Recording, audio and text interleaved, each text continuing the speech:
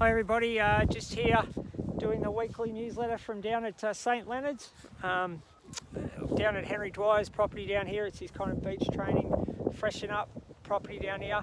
I'll walk you around and show you a little bit of it as we go around. I think if we keep our eyes out coming down the back, we'll have Anjana, who's heading to Swan Hill, the Golden Topaz on Sunday. She'll come past in a minute. You'll see her do a little bit of work. So I just wanted to touch on last week's runners. We had a pretty good week last week. We'll start with the old jumper Magna. Wow, didn't he go good? 1600 metre benchmark 80.78 was it at Caulfield on Saturday. Was a really strong race. Sukowski and a couple of others, and he was travelling on the turn and probably got held up for about 50 metres where he just had to check stride, or couldn't go full bore, which probably cost him a length. He's been beaten under 2 lengths over 1600, so he's been down at a beach property down at St Leonard's just up the road, and it's obviously really worked for him. He looks like he's going to be a beach type of horse. Him moving forward, we're thinking we might just give him a bit of there's 2 jumps races coming up for him, but we might just give him another test over the 1600 to 2000 metres. He just might not like the jumps this time around. So there's a race, there's a couple of races. There's a race in Adelaide over 2000 metres. It's a benchmark 84, but it'll be a small kind of weaker type of race. And there's also a 1600 metre race at the Valley. So, on his previous run, we'll have a look at the form of that. I'd say that he could be quite competitive in one of those 2 races. So we'll look at that going forward. He'll stay down at the beach now and finish the campaign down here because that's where he goes best. We also had Twitchy Frank. That wasn't the prettiest watch. Just trying to keep it here so that we can see Anjana come past. That wasn't the prettiest watch, Twitchy Frank. Lewis German kind of instructions, which we were going to ride the pattern of the day, which was kind of get some cover down the back and then swoop, come wide and swoop. She has done that before, even though she was a mare that does like to roll forward. He jumped. Instructions were just to be neutral out of the gate. He jumped and she was neutral out of the gate, but he gave her a bit of a squeeze. And once he gave her the squeeze, she kind of took hold of him. She burst through the pack and then got stuck 3 and 4 wide on down the back in the wind on a reasonably hot speed, which wasn't great. And then obviously she gave a kick in the straight. She was probably in front at the top of the straight. Got beaten 5 lengths, but I would say that the 2 horses are up. One was in the market that was up out punching. She was up outside of. They finished 15 lengths behind her. So it was actually really a super run from that respect. I think that she kind of bounced back from her other run. It's just victim of circumstances with Lewis and how it all panned out. I think Anjana's done her lap. I'm not sure. She might be coming back down here. So yeah, there was that. She'll go to Brisbane now. She's in the broodmare sales up there at the Gold Coast, the best broodmare sales going around. So she'll head there, and then from there there's a race up there called the Gay Waterhouse, 1300 metre race, listed race at Ipswich it is, which is a really good race for her because she can be left a bit vulnerable over 1400 and 1200. She can get out pinged a bit. So I reckon the 1300 of Ipswich, tight track. Hopefully she can draw a barrier, ping around there, and maybe even go out a winner before she heads to Broodmare Sales. But that's her plans going forward. Crone, we mentioned last time, the first up running Brisbane, it was a bit of a train wreck for everyone to watch. Tony took the tongue tie off her. Tone took the tongue tie off her, and which she kind of resented last start. She even resented getting it put on, so she resented that last start. Jimmy Byrne got it right, gave her a really nice run from the barrier, kicked up, held a spot, gave her a great run. We just needed to get rolling maybe 40 metres earlier, but and she probably took 40 or 50 metres just to get her gears and get her confidence up once she got out in the straight, and once she got that, she just took off. So got beaten by the stablemate, who had that kind of nice run off the softer type of speed. So she was super.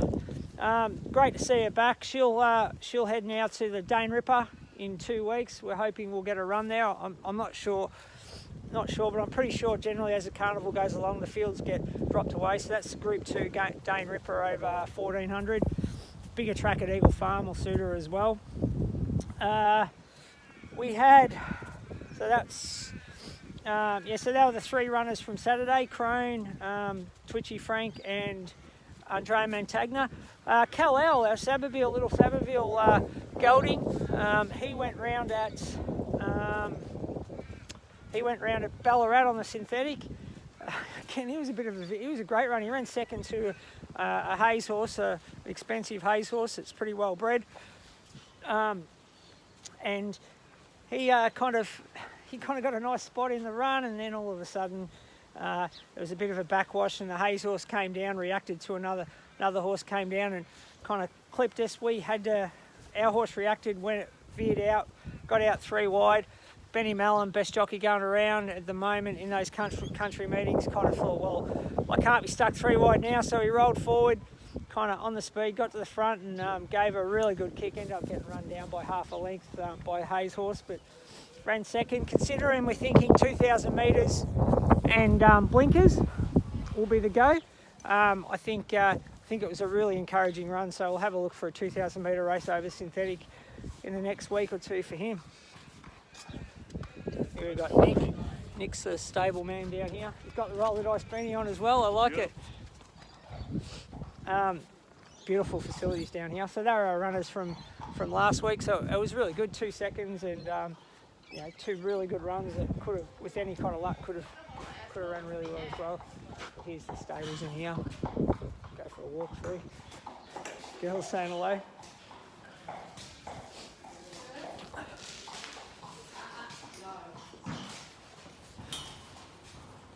It's it's an older barn down here. It's been here for years. You've got the really old, nice old stables, big airy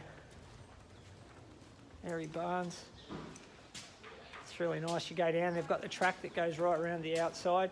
They've got a big sand quarry up there, so it's all natural sand along here, being so close to the beach, which is just over the road. You've even got some really nice barns over here. The resident goat. So Anjana lives over here. So it's really nice. They've got the treadmill over there, just over the back behind the house. Incredible property, like it's horse heaven really. Got your treadmill over the back. This looks great. So upcoming runners this week, obviously we did Anjana. We're doing Anjana, so she's going to go around in the Golden Topaz this weekend on Sunday at Swan Hill, time-honoured race. They've only got the 1 day of the carnival this time around, so it's a bit of a shame. It's normally a great carnival to get up to, like Warrnambool is, and have a really good time, but unfortunately we can't do that. She'll go around the Golden Topaz. She's had a few little injury issues over the last 2 months. We seem to have got them okay and right now, so we just want to see her perform on the track as well. She'll head there. She's going to have every chance, without seeing the field and the barriers, but she's going to have every chance to run well there. So fingers crossed she can turn her form around. She's also in that Magic Millions broodmare sales up in Queensland as well. So we'll see what happens from here on in with her, and see how she runs on Sunday. If she doesn't perform up to where we needed to, I think it could be time for her to have a rest and become a broodmare. But we'll cross that bridge after Sunday. And of the other runners, we'll have Defend. It'll head to Sale. It's Abby is heading out. I just wandered straight out of the barn, straight onto the track. It's amazing.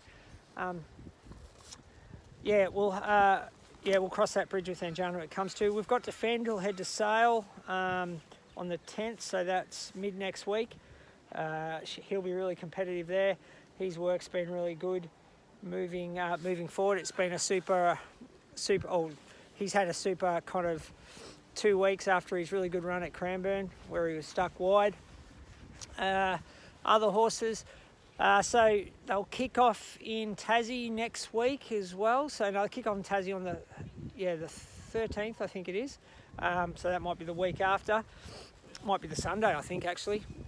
And we'll have, possibly have up to 4 runners: Elton Song, Artie D2, Benny Goes Berserk, and Pataminus could all kick off over there. So I think they'll settle the race programming today, which Adam's on. So we'll know what races are available for those horses, and hopefully there's a race available for all of them, and they can all kick off. As I said, Crone will head to the Dane Ripper, not this weekend but next weekend. Watch out for her. I'm taking back Swing and Boom next Tuesday, along with Fatal Bliss, our Rubik filly. She comes back next Tuesday, so they'll go back into the stables at Mick Price's. We've got a few more to come back in up at the paddock. We're going to bring our Little Manhattan Rain filly in. We're also going to bring one of our Palantino colts in as well to start doing some work next week. Our Capitalist colt's doing a really good job at Josh Julius's. He's got another week to go, and then he'll head to the paddock for 3 weeks, then come back.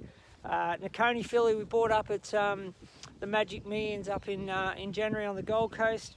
She's a ripper. She's an absolute ripper. She's been back in with Josh for 10 days now, going really well. She'll have probably another maybe 20 days with Josh, and then she'll go across, and Mitch Freeman can have a look at her and see what he thinks, but she looks like she might be a bit of an early goer. We've got our Rich Enough filly. I know there's some shares left in her. She's getting broken in. I'll do an update with Josh next week out there, but she's getting broken in now. We're actually breaking her in over next to Josh's. There's one of Josh's workers is going to break her in over there for us. She's going really well. She'll end up with Henry here. Not here, she'll probably end up at Caulfield or Ballarat. Henry's got the new stables going at Ballarat. She's going really well. We've finalised a purchase of a filly / mare over in New Zealand. I'm pretty sure all the shares are reserved. Her name's Gold Bracelet. She won the Wellington Giddies last start, and she's had 5 starts over there for 4 wins. So she's a really impressive filly that's already got black type in her. We'll book her on a flight. Hopefully she'll be over probably the start of July. She passed all the veterinary examinations and stuff yesterday, so there might be a small 2.5% share left in her, but there wouldn't be much in her. So that's really exciting news for us. She'll target probably the matriarch and go on that kind of Ocean X type of campaign. She's going to go to Mick Price and Mick Kent Jr. The original owner has actually kept 50% of her, so she only wanted to sell 50%. We're going to merge the colours, so you'll see Roll the Dice and June Camplin Racing colours kind of mixed together there, so that's really exciting news for us. We look forward to seeing her go around over the spring. Hopefully we can get a few owners there by then, or members. But you know, even the autumn campaign in Sydney will be a really great one for her next year. She's an exciting type of filly. There is another filly over there, a 4-year-old mare / 5-year-old mare that we're in negotiations with to buy half of as well. She's a fairly well performed filly over there, and she could be a Seymour Cup / matriarch type of filly as well. So that's another one to keep an eye out for. We're still working on that one. She hasn't been vetted, and we haven't really agreed to any terms yet, but we're getting very close in that respect. So that's exciting news for us going forward. What else have we got to touch on? I'll be back on board moving a whole heap of horses next week, so all the owners will get really good updates from us out there, just letting everyone know what we're doing, where we're going with horses. Vobis Gold sales are live now, so Jeremy can go and spec them. I've probably already mentioned that. That'll probably mean the Gold Coast sales, so there'll be broodmare sales, but there'll also kind of like a cuter sale up there. John Foote will most probably be at the cuter sales up there, so fingers crossed we can head up there and have a look. We picked out Swing and Boom from that sale last or 2 years ago. So she was only a $40,000 Spirited Moon filly that's already won 2 out of 4 and placed in their other run. So she's a nice filly for the future, and there's some really nice bargains to be had up there with those fillies. With those horses up at the Qudos. They're kind of horses that probably weren't ready to go to January. They just weren't big enough or strong enough, or they had a slight issue, cold, could have knocked their leg. They're just, they're just horses that probably weren't ready to go. But give them an extra 3 or 4 months, they develop into nice horses, and it's really good value sale up there. So keep an eye out for that. As for that, I think that's about it. I'll wander around. I don't know even where. I'll take you down and have a look at Anjana. She's come back into the paddock down here. So they've just got these day yards spread out everywhere around the place. Horses can go in the box through the day, and then they can head out to the box through the night and head out into the day yard through the day. So it's a really lovely environment. We've had a heap of rain down here because it's so sandy. The soil just soaks in really quickly. But it also really fertile, so you can see the grass and everything comes through really, really well as well. The St Leonard Beach is only 3 minutes away. They do have to float them there, but here's Anjana. It's a girl that's going to go around the Topaz. Got to watch her because she does like a bit of a nibble, but that generally means she's feeling really well. So I reckon she'll give us a bit of a sight on Sunday. As I was saying, it's just a really good environment for horses. She's got a little mate that always follows her around. She can get a bit nervous at filly, so she lives in there with a mate. There's some galloping past up the hill.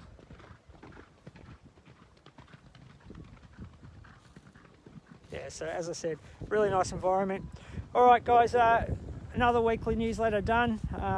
Well done to Lee, the guru tipster. I think he tipped his best each way on top there, so a few people got stuck into him and he's come good. So I reckon once he gets his confidence up, he tends to go bang, bang, bang. So follow him for the next few weeks.